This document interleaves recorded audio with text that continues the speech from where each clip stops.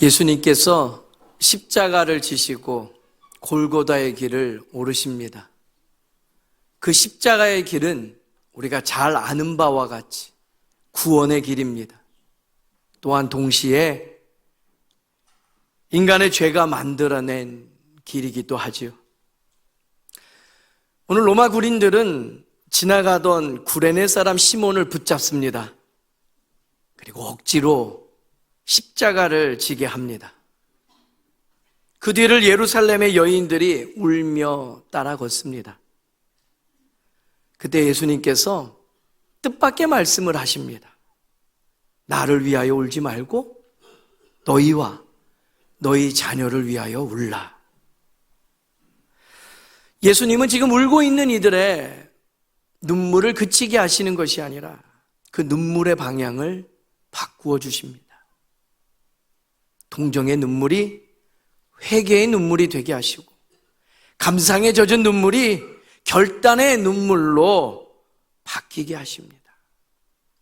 오늘 말씀으로 조금 더 깊이 들어가 보기 원합니다. 말씀을 시작하는 26절의 말씀입니다. 한 목소리로 받들어 읽겠습니다. 그들이 예수를 끌고 갈 때에 시몬이라는 구레네 사람이 시골에서 오는 것을 붙들어 그에게 십자가를 지워 예수를 따르게 하더라.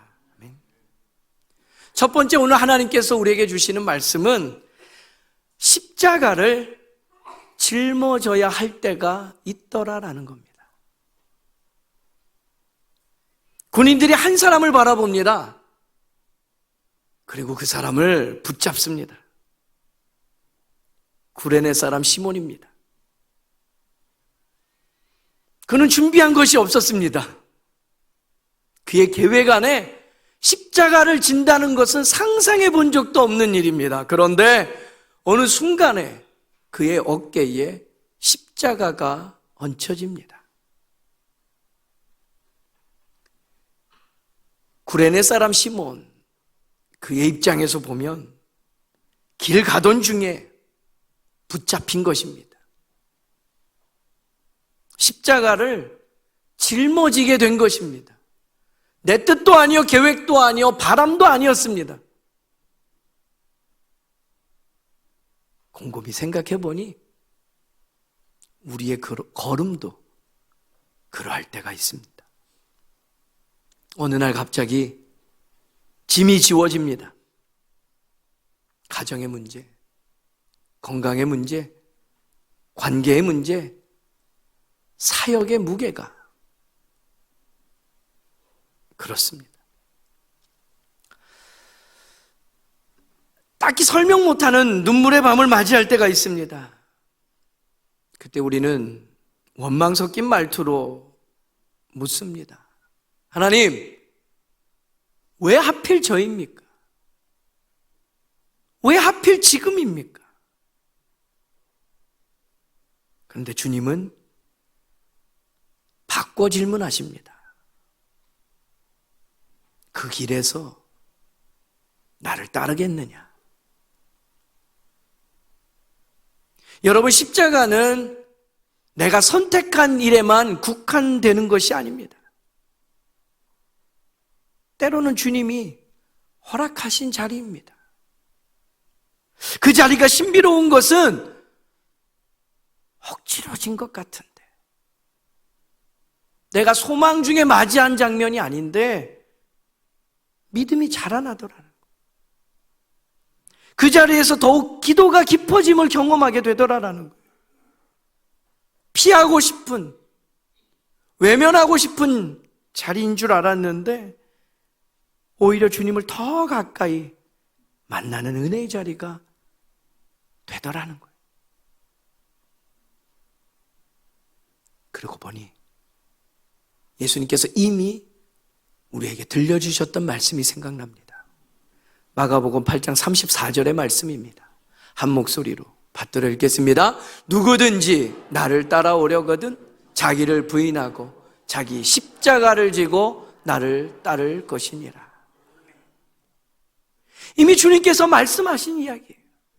나를 따라오려거든 자기를 부인하고 자기 십자가 지고 나를 따를 것이라. 근데 막상 짊어지니 이거 내가 감당해야 되나 싶은 마음이 우리를 어렵게 하더라라는 거예요. 아니, 내가 정말 이걸 짊어지고 끝까지 따를 수 있을까 고민하게 만들더라. 주님 어떻게 이렇게 나에게 가혹하십니까? 우리는 투정 섞인 이야기로 기도할 수도 있어요. 그런데 하나님께서 사실 이 이전에 이미 또 하나의 약속의 말씀을 허락하셨어요. 자기 십자가 지고 따르라. 그러나 우리가 그거 감당할 만한 힘이, 능력이, 여지가 없음을 누구보다 잘 아시기 때문에 시편 55편 22절의 말씀에 보면 이미 하나님께서 우리에게 약속하신 바가 있습니다. 떠올리길 바랍니다. 기억하길 바랍니다. 그리고 고백하길 바랍니다. 한 목소리로 읽겠습니다. 내 짐을 여호와께 맡기라. 그가 너를 붙드시고 의인의 요동함을 영원히 허락하지 아니하시리로다. 아멘. 할렐루야. 우리가 짊어져야 될 십자가 능히 감당하지 못할 것 하나님 아시오니 하나님께서 그 짐 내게 맡겨라 이미 약속해 주신 거예요. 하나님께서는 믿음의 사람들이 요동치는 것을 볼 수 없었어. 평강 주시고 은혜 주시고 능력 주시길 원하셔서 그 짐 내게 맡겨라 이미 말씀해 주셨더라. 한번 따라하겠습니다. 내 짐을 여호와께 맡기라. 무거운 짐을 혼자 들면 금방 떨어뜨릴 수 있습니다. 하지만 둘이 들면 같은 무게라도 견딜만 합니다. 십자가도 그렇습니다. 주님은 우리가 혼자 들게 내버려 두지 않으신다라는, 믿음의 사람들 공동체를 붙여주시고 성령으로 능히 이 모든 것 감당하게 함께하여 주십니다. 여러분, 오늘 내 어깨에 짊어진 짐 무엇입니까? 그것에 이름 한번 붙여보십시오. 그리고 이렇게 기도해 보십시오. 하나님, 이 짐이 원망이 아니라 순종으로 들게 하여 주옵소서. 때로는 우리가 짊어져야 될 십자가 있더라는 거예요. 그런데 십자가를 지는 요령이 있어요. 조금 전 읽었던 오늘 본문의 26절 말씀이요, 다른 관점에서 보면 또 이렇습니다. 다시 한 목소리로 읽어보도록 하겠습니다. 그들이 예수를 끌고 갈 때에 그에게 십자가를 지워 예수를 따르게 하더라. 아멘. 예수님도 끌려가고 있는 마당이에요. 그런데 그걸 누가 피할 수 있겠어요? 갑작스럽게 느닷없이 짊어지게 될 짐이에요. 왜 하필 내가 이때에 이런 짐을, 이 십자가를. 그런데 십자가를 짊어진 구레네 사람 시몬, 예수를 따라갑니다.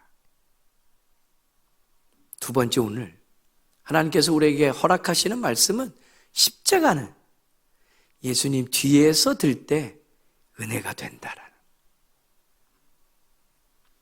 예수를 따르게 하더라. 여러분, 십자가는 앞에서 과시하는 것이 아닙니다. 예수님 뒤에서 드는 것입니다. 여기에 십자가의 의미가 있는 거예요.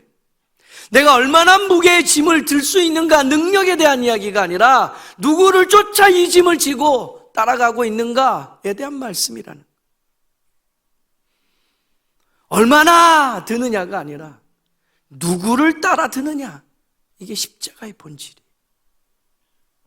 우리는 종종 십자가를 들면서도 내가 앞장설 때가 있어요. 내가 참았잖아, 내가 감당했잖아, 내가 희생했잖아, 내가 섬겼잖아.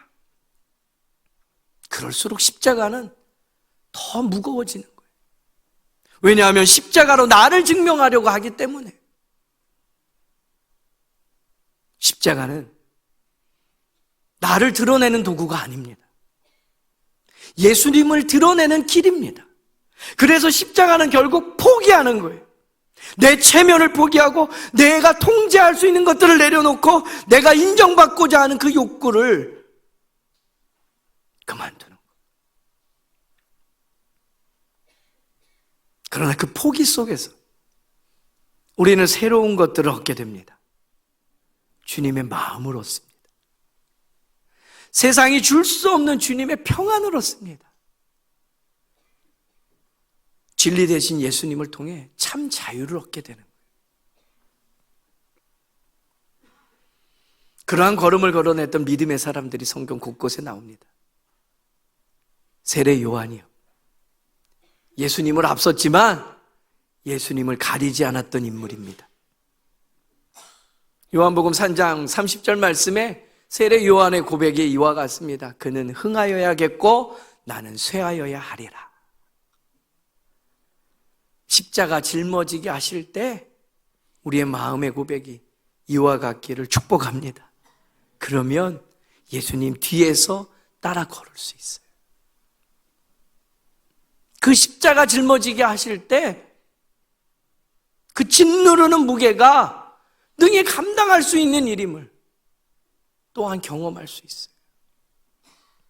사도 바울이 그러한 은혜를 체험합니다. 그는 목숨 걸고 복음을, 부활하신 주님을, 하나님 나라를 증거하며 방방곡곡을, 세계 열방을 누볐던 사람이, 그에게 딱 한 가지 기도 제목이 있어요. 성경이 더 구체적으로 나오지는 않지만 육체의 가시가 있더라는 거예요. 하나님 이거 뽑아주십시오. 이 걸기적거리는 거, 이 거추장스러운 거, 이 육체의 가시만 없으면 내가 더 힘있게 살아갈 수 있을 것 같습니다. 그가 3번을 간구합니다. 그런데 들려오는 대답은 그거 아니라는 거예요. 인간적인 마음이 하나님, 제가 이렇게 헌신하고 제가 이렇게 수고하고 나 위해서가 아니라 하나님 영광 위에 뽀해달라고 말씀드린 건데 그거 못 해주셔요? 서운하고 원망하고 입이 이만큼 나올 수 있어요. 그런데 바울의 고백이 어떠한지 아십니까? 고린도후서 12장 9절의 말씀에 보면 그는 놀라운 고백을 담아내요. 오늘 저와 여러분의 고백이 되길 바랍니다. 한 목소리로 읽겠습니다. 나에게 이르시기를 내 은혜가 내게 족하다. 이는 내 능력이 약한 데서 온전하여짐이라 하신지라. 그러므로 도리어 크게 기뻐함으로 나의 여러 약한 것들에 대하여 자랑하리니 이는 그리스도의 능력이 내게 머물게 하려 함이라. 아멘. 할렐루야. 아니야, 그냥 둬. 네? 하나님? 우린 놀랄만한 일이에요.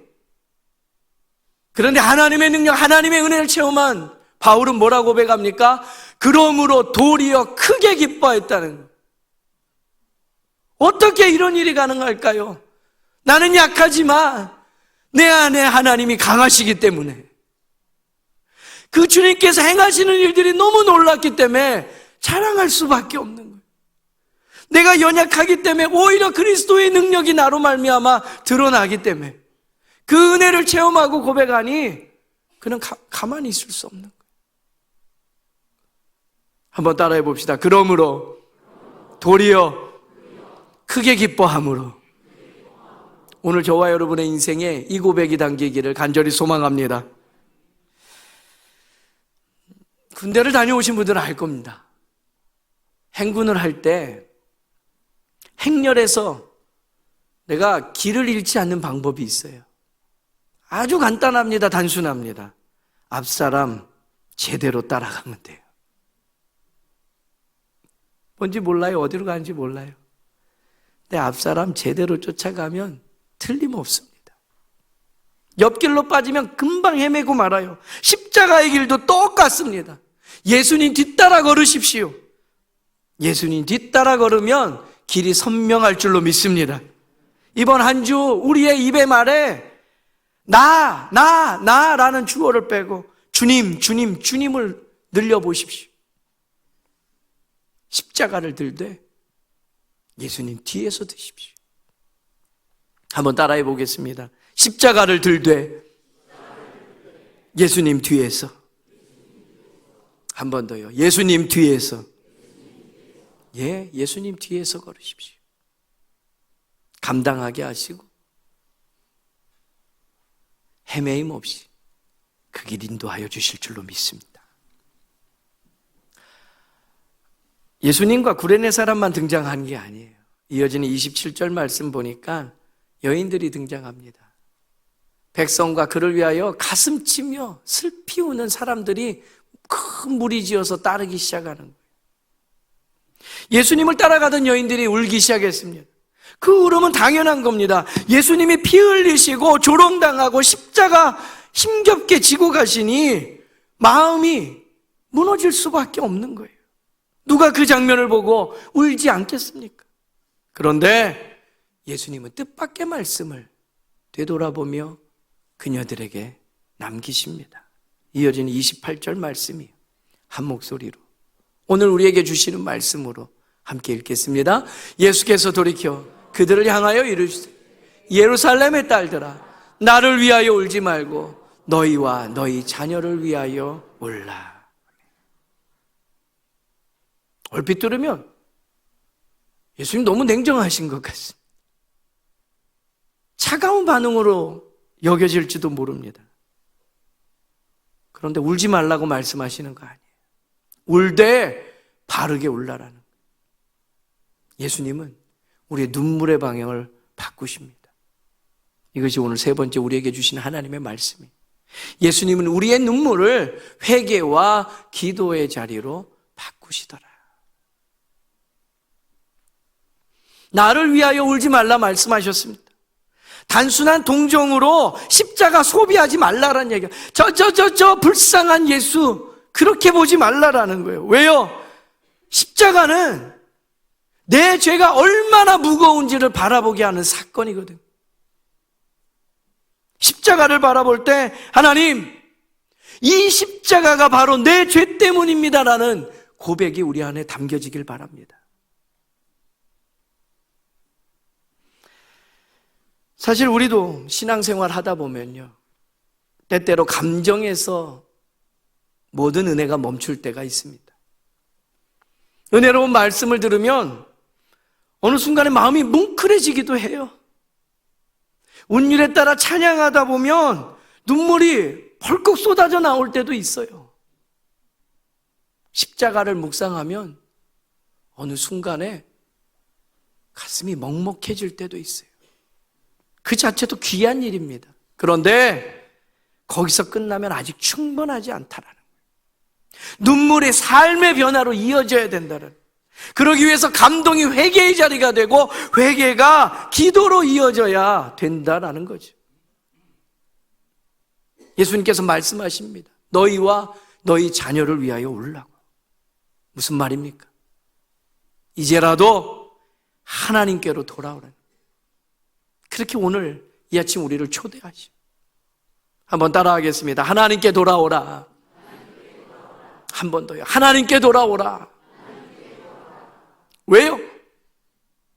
죄는 나 하나로 끝나지 않더라라는 거예요. 내가 하나님 없이 살면 그 영향은 내 삶에서 국한되고 멈추지 않더라라는 거예요. 가정에 흘러갑니다. 자녀에게도 흘러갑니다. 내 믿음이 식으면 내 영혼만 메마르는 것이 아니더라는 거예요. 가정의 공기가 달라져요. 자녀가 바라보는 그 신앙의 모습도 달라지는 거예요. 그래서 예수님께서 말씀하십니다. 너 자신을 위해 울고 너의 자녀들을 위해 울고 다음 세대를 위해서 울라고요. 그러기에 오늘 우리는 이 말씀 앞에서 자신을 돌아봐야 돼요. 나는 십자가 앞에서 정말 회개하고 있는가? 나는 내 자녀와 다음 세대를 위해 울고 있는가? 나는 내 가정이 하나님 앞에 바로 서기를 위해 기도하고 있는가? 아니면 그냥 잠시 마음만 울컥하고 예배의 은혜는 뒤로 한 채 그냥 일상의 다람쥐 쳇바퀴 돌듯이 또 그냥 무딘 채로 살아가고 있는가?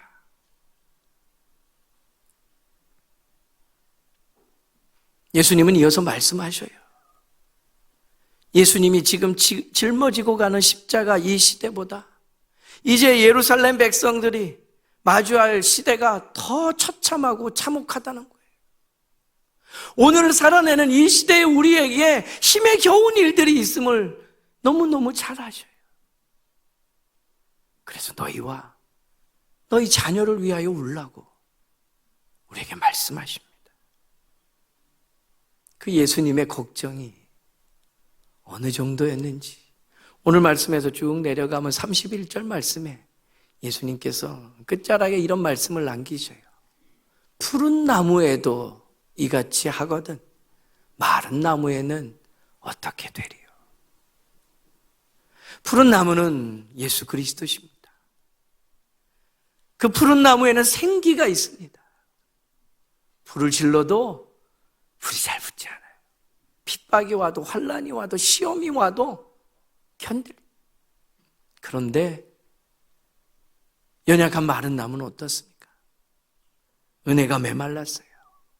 죄는 우리를 마르게 합니다. 바짝 마른 나무는요, 작은 불씨 하나 튀어도 불이 활활 타올라 다 사라져버리고 말아요. 죄는 우리를 마르게 합니다. 은혜는 우리를 다시 푸르게 적십니다. 회개는 마른 심령에 물을 붓는 것 같고 성령은 메마른 교회를 다시 살리십니다. 할렐루야. 마른 나무와 같은 우리를 걱정하시는 주님 앞에 주님의 영으로 충만해져서 푸른 나무같이 되어서 살아갈 수 있기를 간절히 소망합니다. 오늘 예수님의 말씀은 지금이 기회라는 이야기예요. 지금이 은혜 받을 만한 때라는 이야기예요. 지금 마음을 돌이키라 부르시는 거예요. 그러므로 오늘 십자가 앞에서 우리의 눈물은 달라져야 합니다. 하나님, 저를 용서해 주옵소서. 눈물의 기도가 이어져야 돼요. 하나님, 우리 가정을 붙잡아 주옵소서. 하나님, 우리 자녀를 살려 주옵소서. 오늘 우리는 길 위에서 예수님을 바라봅니다. 그리고 길 위에 십자가를 마주하게 됩니다. 그리고 보니 십자가는 예배당 안에서 멋들어지게 보는 상징이 아닙니다. 십자가는 우리의 인생길에서 짊어지게 하시는 짐이요, 은혜의 도구요, 회개의 자리라는 겁니다. 우리에게 주어진 삶의 자리마다 그 걸음걸음마다 걷게 하실 때에 짊어지게 하시는 그 십자가 지고 주님 따라 걸으며 때마다 일마다 주시는 은혜를 체험하면서 모든 것을 감당하게 하시는 하나님, 그 하나님의 일하심과 역사를 바라보며 이 한 주간 살아내는 저와 여러분 되기를 간절히 소망합니다. 우리 이 시간에 기도하겠습니다.